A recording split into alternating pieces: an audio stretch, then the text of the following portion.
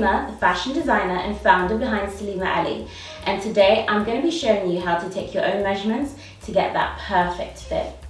This is important if you're ordering a made-to-order collection or if you're ordering a made-to-measure garment and you send your measurements to us.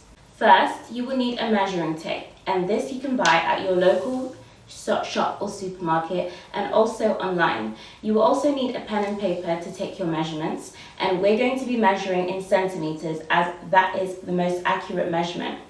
It's also important to note it's great to have a soft seamless t-shirt bra to get a perfect fit. Try to get a bra that has no extra padding so we can get the most accurate fit. This will affect the overall look of your garment as well as the fit on you. When you are taking your measurements like so, you want to make sure that you take the exact measurement. Don't take anything off or add anything on, because it's important that we have the most accurate measurement to make sure that your garment will fit you perfectly. First, let's start with our bust measurement. To take your bust measurement, you take your measuring tape and put it across your back and through the fullest part of your bust. Make sure that the measuring tape is straight. Now this is important to make sure you have a right bra that fits you correctly so that we can get a perfect fit measurement. As you can see, it goes through the fullest part of my bust. The next measurement we're going to take is the under bust measurement. This is just right above your rib cage, under your bust. So you take the measurement and that will be your under bust measurement. The next measurement you'll need is your waist measurement. Now, contrary to popular belief, your waist measurement is not where your top ends and where your trouser starts. Your waist measurement is actually the smallest part of your torso, which is located right under your rib cage. So if you take the measuring tape and again, across your back, straight, and that is the measurement that you want for your waist. It's very important that you do not pull the measuring tape too tight, otherwise you will get a measurement that is not accurate. You can still have a cinched waist without having your measurements off. The next measurement we will need is your upper hip measurement. Your upper hip measurement is just above the fuller part of your hips. This is where you are most likely to find your hip dips.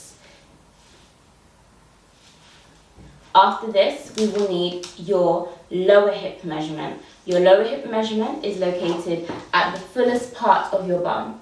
So, as you can see, the measuring tape is going straight across, and this is important to get this measurement correct for a jumpsuit or a trouser to make sure that you can get into it seamlessly as possible. Now, the next measurement we'll need is your height measurement. If you're making a jumpsuit, you will need from your waist all the way down to the floor. If you are wearing heels, you will add the inch of the heel in addition. If you're making a skirt or a dress, we will need again from the waist measurement down to the desired length that you would like.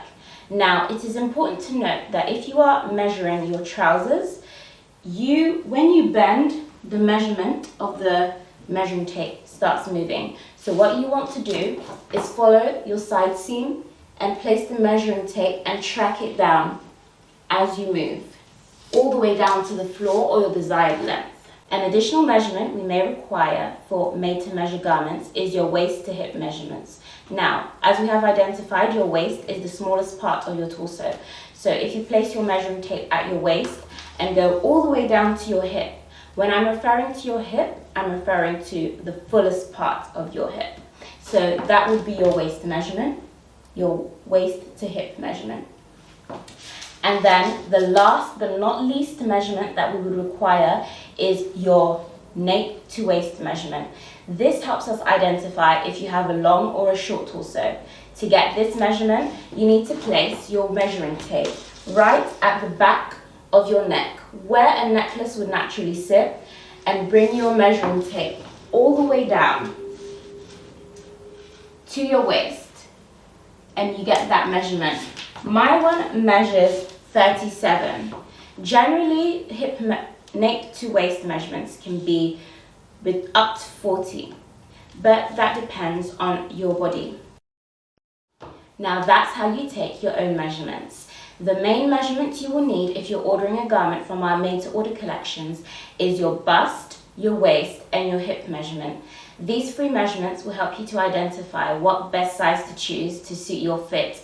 If you're looking for a more made-to-measure fit, then you will use the additional measurements and send that to us to create a garment that is perfectly suited for you. If you're commissioning a bespoke garment, those measurements will be taken at your first fitting in person with us. If you have any questions or still have any queries about how to take your measurements, you can send us an email at info@salima.ali.co.uk. Looking forward to seeing you in Salima Ali. Bye!